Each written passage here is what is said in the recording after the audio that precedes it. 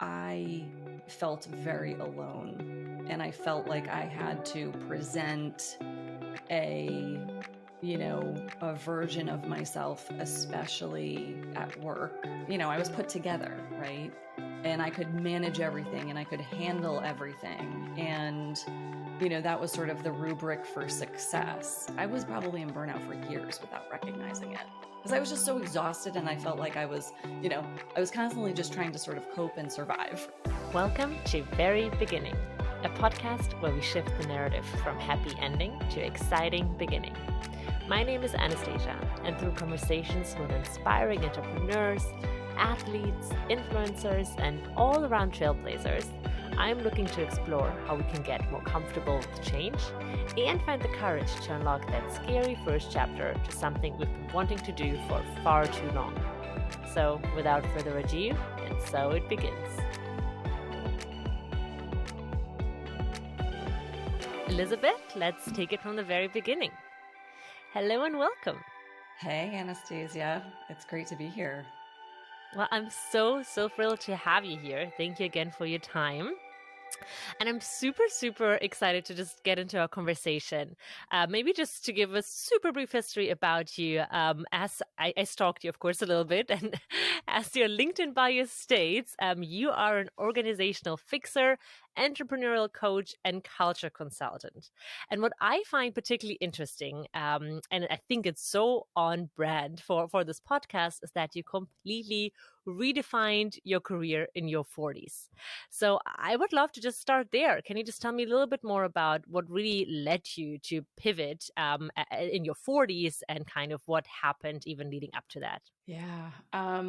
So thanks for having me. And I love these conversations that you have because I think these pivot points are so important at any age. And for me, I had actually started my career thinking I was going to be a psychotherapist. And I went to grad school for that. Um, but when I came out of grad school, by the time I came out of grad school, I realized I wanted a slightly different kind of career. And I ended up taking a hard left into corporate, and using all of my psychotherapy skills sort of in an organizational context. So working with leaders and teams for almost 20 years. And there was so much about that was intellectually challenging for me. But at the same time, as the years ticked by, the rewards of getting promoted and the financial rewards, they just stopped being as meaningful. And so there came this, there was this sort of nagging feeling that this isn't quite it. Like this isn't the path I'm supposed to be on. And to your point, it was around when I turned 40 that kind of inner voice started getting a lot louder, and that message of this just isn't it began to resonate really strongly with me. And so that was the point that I started to kind of open myself up to, well, then what if this isn't it, then what is it? And so that's what led me to pivot 4 years ago and start the practice that I have now, which is working with founders to calm the chaos in their companies. And I think that's such an interesting question that you just said, like, if this is not it, what is it, right? And I have so many conversations with people that say, like, I feel like what I'm doing right now is not my mission in life, or it's not fully aligned with my values, but I have no idea what else I should be doing, right? So for you, how did you really figure out that you wanted to be an executive coach and kind of go down that route? Was it I don't know, a seminar you visited, books you read, a podcast you listened to? If you could give advice to someone out there, what would it be? I speak with actually a lot of people who get to that very point because they reach out to me and they say, "How did you do it?" And they feel like they're sort of panicked, right? Like they know that what they're doing isn't it, but they don't know what is next. And I was absolutely in that period myself. So I felt that panic. And that was almost worse than, knowing that what I was doing wasn't the path I was supposed to be on. Because if you don't know the path, for someone who, I'm very achievement oriented, I've always had sort of a plan, and I can kind of think my way through anything. I got to this point where I could not figure it out. And for me, my process was long and kind of messy. I didn't really have good tools at the time. And what I ended up finding, just sort of out of desperation, was like getting up early before the house woke up. At the time I had two small kids, and I would get up early, and I remember I would just go downstairs to my kitchen, like pull open my laptop and start just exploring, like looking at what other people did and starting to notice, is that something that excites me? Like, would I love to do what they do, or no, not so much? And so I started my process of kind of inquiry and exploration by figuring out what I didn't want. I'd sort of look at something. And so I quickly eliminated other corporate, careers. Um, I really felt that there was something more kind of entrepreneurial that I wanted to do. Even to go back to really like the basics of what excites us, because I feel like in the rush of it all, we kind of forget to think in that way, right? I mean, I find myself sometimes even like, I don't know, don't thinking about what excites me. It's just like, oh, I have these humongous to-do lists and I have to just get through them. And you don't really think about like, oh, does this really make me happy, or does this bring me joy? And it's sad, really, right? Like, it's so good what you're saying, to really just go back to these basics of, let's just look at like what excites me, and then do like a trial and error approach and take it day by day. Yeah. And the other thing that I would add to this is, I think for so long I had been on this treadmill of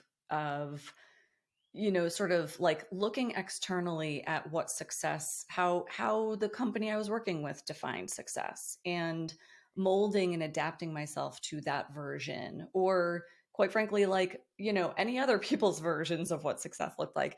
I hadn't taken the time to really investigate for me what success looked and felt like. And during this time, noticing what excited me, in retrospect, I think what I also did was I started to notice my intuition a lot more.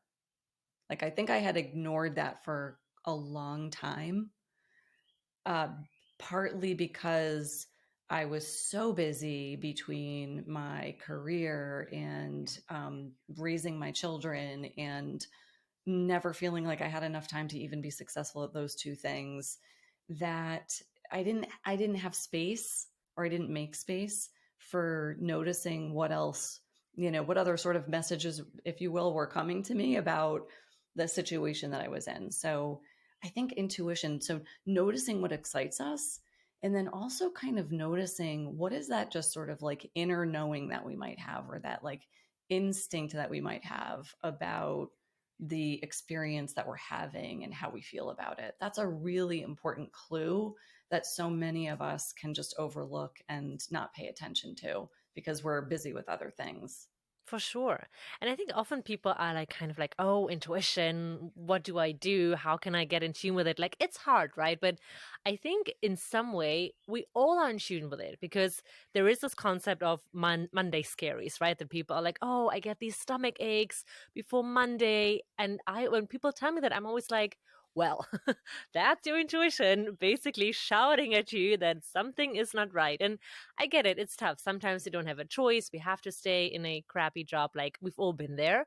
But I think, some things with intuition, sure, you have to be like very in tune with yourself. But others are so obvious. It starts with like stomach cramps, or even like headaches, or literally your body just telling you, like, no, right? Like, I'm at my limit. This is not good for me. So I wonder, for you, what were these kind of signs also so evident when you were kind of, I would say, stuck in the place where you didn't want to be, that you really just kind of had to, listen to these signals that your body was giving you? Absolutely. The way that I also think about it is like, we have three different kinds of intelligence, and this is also what I've been trained in as a coach. But so we have three ways of obtaining information about ourselves. So the first is one that we often go to, particularly us in, the business world, and that's our thinking mind, right? Our logic. We analyze, we assess, we judge. That's the logical, aspect of our intelligence. And then we have emotion. So, and that emotion can come through both the feelings that we have and also our body, like this, what we're sensing in our body. And so I loved the examples that you gave, because so often, you get that pit in your stomach, right? Or that tension in your chest. And, when I coach people and we'll go through something that they feel stressed out about, and I'll ask them, like, where are you feeling that right now? And they can almost always point to exactly where that is. Right. And so that's our body giving us clues about what we're experiencing. And then the third one, which is the intuition, is, for me, it comes often as just like almost like a voice. You know what I mean? It's I don't think I can hear it, but it's like it's just there, right? And so I remember very distinctly when I finally got to that point where I was ready to change. The message was like, this is not working. This is no longer working. And so that's how I often think about the different ways that we're experiencing something, or in the different kind of messages or information we're getting to help us work through a situation that we're in. I think that is so interesting to look at it this way. And I think we're all familiar kind of with these situations, right? But the more you ignore it, or the more you ignore like your body communicating to you, the more severe the signs get, right? Like I myself remember when I, like, after my undergraduate studies, jumped into my very first job, being fresh out of school, you're so motivated, and I worked myself completely to, I don't know, like a state where I could just lie in bed on weekends, right? And I was like in my early 20s. So to think about, like, yes, I had this job, which I enjoyed, but like working 12, 13, 14 hours a day, so that on the weekend, I was literally like a zombie, just having to like lie there and recover, was so unhealthy. And I guess I experienced something similar to burnout, but you actually talk super openly, right, about your experience with burnout. So if you're open to sharing, I would really love to know how how did this experience really, not only feel for you, but also what motivated you to then share it publicly and kind of give others an insight into this journey that is very personal. Well, first off, I think it's so right that we've all experienced it probably at some point in our lives. And, for many people, they experience it more than once. And for people, especially who are in the kind of role that you were describing, like you might even cycle through that, on a yearly basis, if you were to have continued on that path, because there's just like the physical and the mental exhaustion that comes from that prolonged period of stress. And I think it's really important for us to share our stories about this, because I know when I was going through it, I felt very alone, and I felt like I had to present a a version of myself, especially at work, where I just had it was I was put together, right? And I could manage everything and I could handle everything. And um that was sort of the rubric for success. And so I felt like I had to kind of tightly manage that. And probably in doing so, I created some of the feelings of burnout that I had. So whenever we are trying to project one thing and we're feeling something else, it creates this like disconnect. You know what I mean? Like we then have to put that much more energy in keeping up the facade, right? But what kind of brought me to that point years ago, and this is something that I do workshops on now, because I think it's important for people to be able to become aware and recognize, what are the root causes. Oftentimes we think the root causes are we just work too much, right? Or we have a boss that might be stressing us out, or something like that. And at the time, I certainly, I had a very sort of like challenging, stressful career. My husband also had a challenging, stressful career. And so we were constantly at odds on, whose job was more important on that particular day. God forbid there was like a snow day, or, a child was sick, and then the negotiating had to begin. So there was always that. And then I had these kids who I wanted to be present and available for. And so between those things, I probably could have, like that, I could have attributed to that. But in reality, what was going on in my situation was that the things that I most value in life, and the ways that I want to experience my life, I wasn't consistently feeling that, particularly in the career that I had. And that was the root cause of why I actually was in burnout for as long as I was. I was probably in burnout for years without recognizing it, because I was just so exhausted, and I felt like I was constantly just trying to sort of cope and survive, right? And it becomes like a status quo, right? That you just get used to it and you feel like, oh, everyone is stressed. Everyone is going through this. I just have to, you know, suck up and go get through it. But that's horrible, right? Yeah. Exactly. And there's only so long that you can sort of sustain that level of stress in your life. Um, and there's only so long that you can sort of tolerate that before something happens. And so for me, it was recognizing that the way that I wanted to go about my work and the people I wanted to surround myself with had to change. That is the tricky part, right? Like how do we change it? How do we get to that point? I mean, not only get to the point, but have that courage to change it. So for you, did you develop a specific, I would say almost coping mechanism then? Because as you said, and I think that's super right, that some people live with burnout for years, don't even know that it's probably burnout, right? And it just becomes kind of the new normal. But I think, I mean, for me, I kind of developed different coping mechanisms that I just kind of know if I'm not feeling my best self, like that's what I need to do, right? So for you, did you develop something particular that you're doing now, or how do you make sure that you kind of stay on track with these healthier mindset? One of the first things that I started to do was, and probably many people go to this as well, but I started to meditate.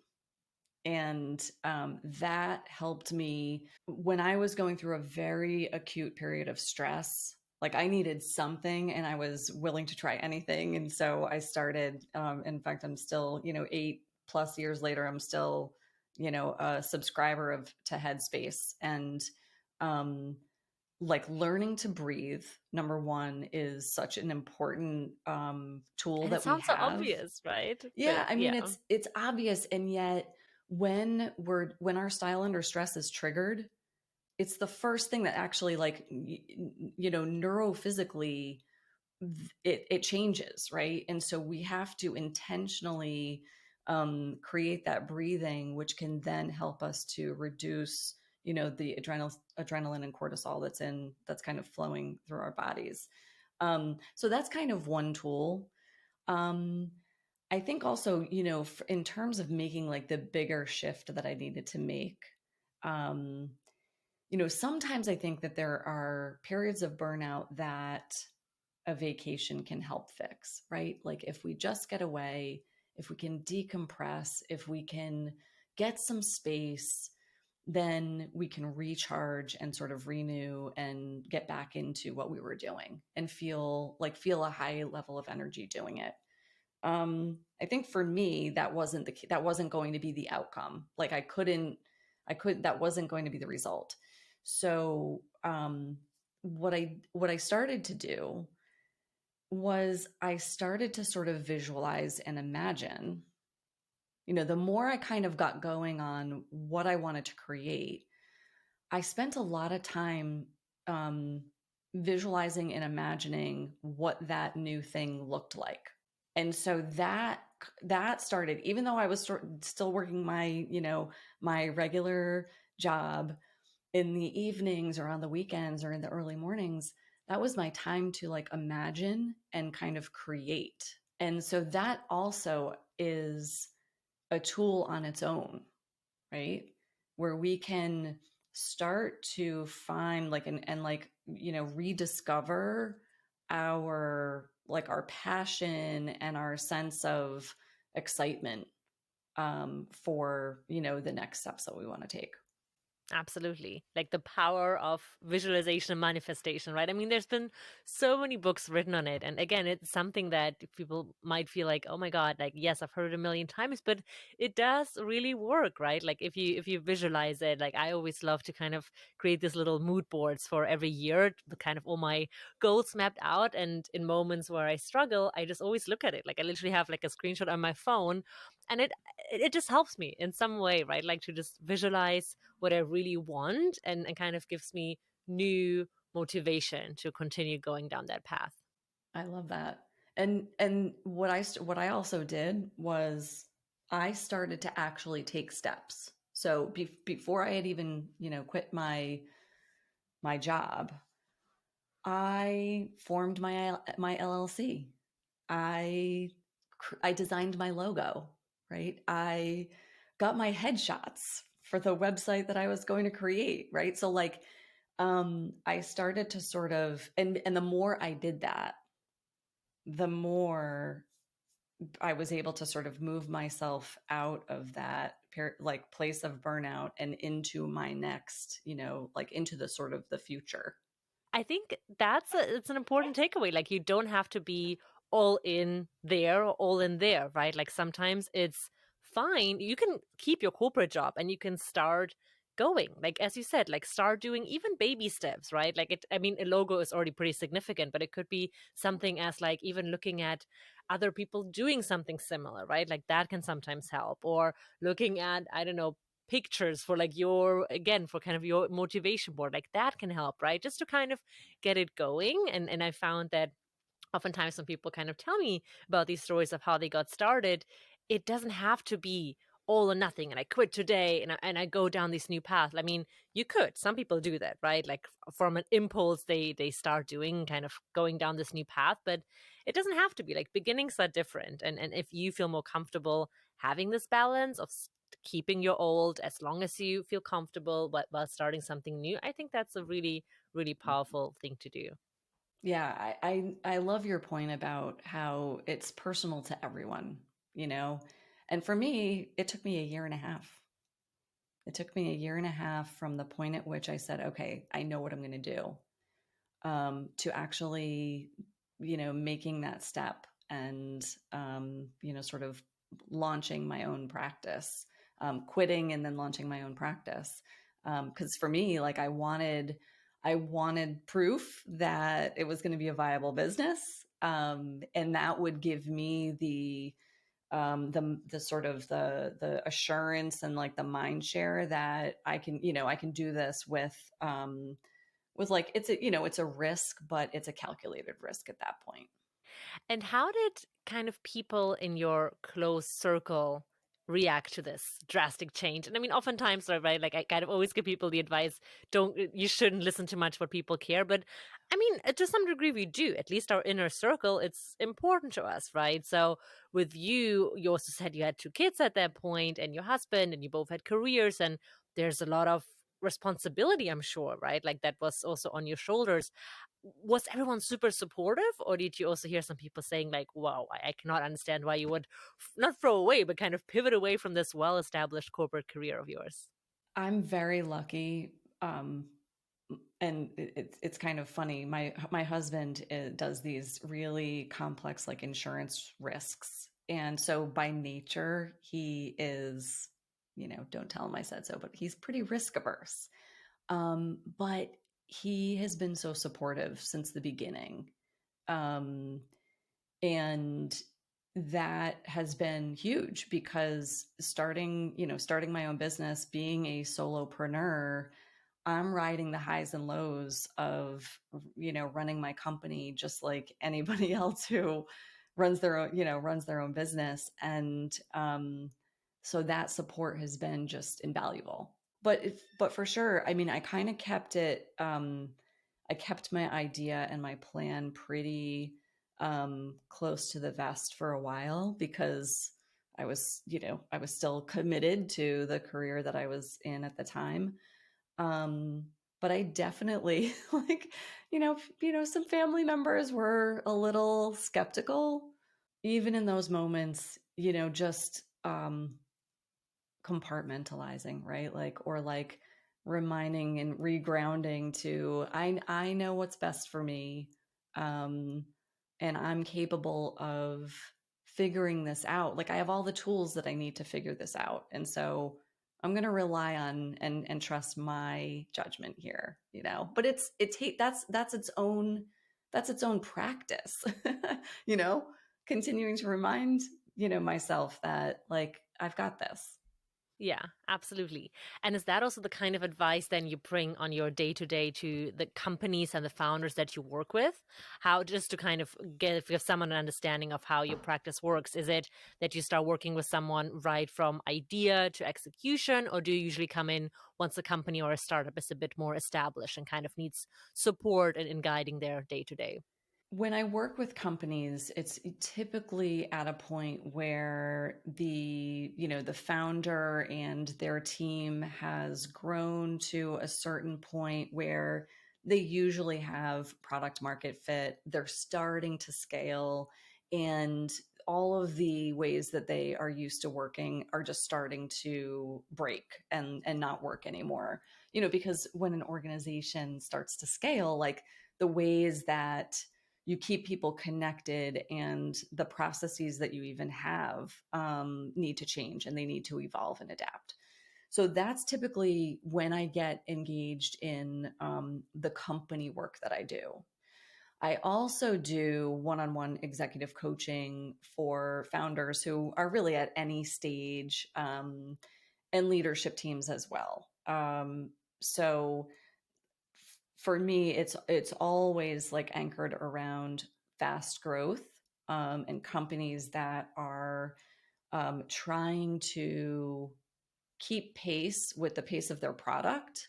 So helping that company stay aligned, their company, as their product grows. That's my focus. And so with founders, I do that one-on-one executive coaching work at any point. And it's great to really even find founders and companies that are willing to, right, like to pause and to think about how can we do things differently, because in the startup world things go so quickly, right? And it's like kind of like hustle, hustle, hustle, and everyone I talk to who's kind of on that path, people are just like, oh, we'll just figuring it out as we go. So for you, having worked with different executives, different startups, do you kind of, can you already tell, well, this founder or this startup, they kind of show the willingness, and you're pretty confident if they apply your tactics and tools that they will succeed? Or can you also tell like, oh no, I'm pretty sure this one will fail, I'll try to help them, but kind of, can you always already say like, these guys have the right mindset versus the others maybe are a bit more in need of your guidance? The startup world is so complex. So I'll answer that from my purview, which is organizational alignment and keeping the team and the company together as it grows. There's a whole other aspect of the startup uncertainty, which is around, do people want your product? Right. And so that piece can also heavily weigh on the ultimate success of a business. But I think, to your question, one of the most important things for founders, and that I really look for in the very beginning, is kind of self-awareness, right? Are they aware, um, and or are they willing to explore that, right? Do they have that willingness? Because we all have different experiences with, um, working on our inner game, or looking at our mindset and being intentional about that. Some people come with like already a high degree of, they've been thinking about this, they've been practicing it, and then others don't. But it's more about like, do you have the willingness? And if you're the founder, are you also willing to see your critical role in what is being created in your company in terms of the culture, and how people operate and what gets done or what doesn't get done. So that's one thing that I really do. It's, to me, that's a critical success factor for, can a company continue to grow in a way that's not so destabilizing and chaotic that they lose, that they fall apart eventually. And because you mentioned culture, it just kind of got me thinking about this new normal, I guess, that we live in with hybrid work environments, remote work environments. And I don't know, I'm curious to hear what your thinking is on this, but I hear from other companies that they are, so set on no, employees have to come in, right? Like, let's say 3, 4 times a week in order to establish a company culture. So for you, the question, right? Like, as the expert in the field, is that true? Would you say a culture can only be established by being in person? Yeah, I don't buy that. In fact, most of the companies that I work with are entirely remote or mostly remote, and they have some of the strongest cultures that I've seen. And so I think one of the most important things when you're thinking about culture is, like, who are you as a company? What do you value? How do you make sure that the people who are in your company share those same values? And then when you have that, you can, you don't need to be in an office in person, to create that. The other factor to it is, even if in person was the more effective approach, what company these days can fit inside one office? And so then you end up with this disparity of the people who are in the office and then the people who aren't. So I think that absolutely you can create a really strong culture. Um, Even if you're entirely remote, I have companies that have people who are on 8 different time zones, and they still have a very strong culture. But you have to know what kind of company you want to create, and and make sure that people sort of fit into that, the same values that you have. And if you have that, you can do it in any way.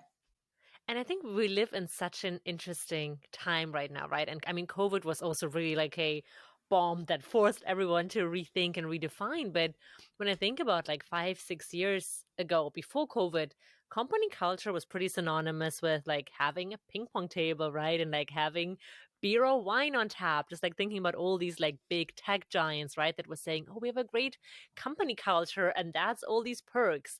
And I remember when I studied in New York, we went to like the Twitter office and they had toothbrushes in the bathroom. And we were like, well, that's odd. And then someone said, like, well, but that's just a great company culture because they provide. But it got me thinking, like, well, if you need a toothbrush, it kind of means that you're spending so much time here, right? And I mean, no hate to Twitter, but it's just it's the other side of the coin, right? Like if that's, and you said it depends on the culture you want to create. If that's what you want your employees to do, right? To literally sleep in the office, to have to need a toothbrush. This is not then we're not talking about a sustainable, healthy culture. Right. Unless you have people who, for some reason, want that kind of life and career, right? I would agree with you. I think most people would, say no thanks to the complimentary toothbrush Yeah. if they could, get home and Yeah. relax and maybe spend some Hmm. quality time with people who they care about outside of work. Yes, for Yeah. sure. So then when you work with different companies, especially in this super, as you said, like remote environment, right? Do you give them any recommendations on, hey, you should still try to like maybe do an offsite once a year to meet, or how much really value do you put on these kind of in-person interactions? Or in your opinion, do you think in person doesn't matter, do it all virtually? What is kind of your expert take on this? I do think that if you can afford a retreat once a year, for the companies that are fully remote, I think that's really, really valuable. You can get away with not doing it, um, you have to kind of go harder at some other, sort of mechanisms to make sure people are engaged. Again, this also depends on the size of your company and things like that. But for sure, there that in-person connection um, can be so valuable, particularly when there are, particularly when um, you're feeling kind of friction or tension with somebody on the team, and certain stories in our minds get kind of built up about what's happening in that. It's amazing what can happen when two people can sort of come together and um, you know address that and break through that in person. When I do retreats with teams, this could be like unpopular. Some founders really just like to say, like, we're just going to go and this is going to be a lot of fun. Bring your family. We'll have all sorts of fun activities and events, and that can be fun. My view is that you need to have at least 50% like high quality time with the team about the company, because that is such a valuable opportunity for alignment around where you're going.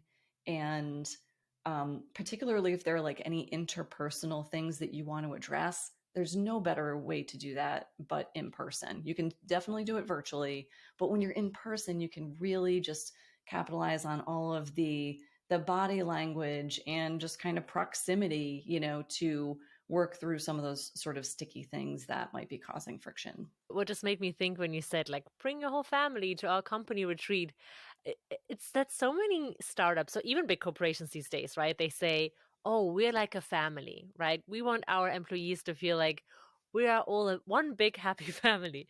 And while I feel like it sounds nice, right? And I feel like, especially in the US, I've encountered this more than in Europe where I live now. But I don't know. I've kind of, in my personal experience, found that also to be a little bit in like the toothbrush bucket, right? That like they say that and they do that because, you would also be expected to give a gazillion percent for your family, right? To always be there for your family, to, maybe even do less for yourself than your family. So it becomes, I find, this really tricky mentality that one can establish.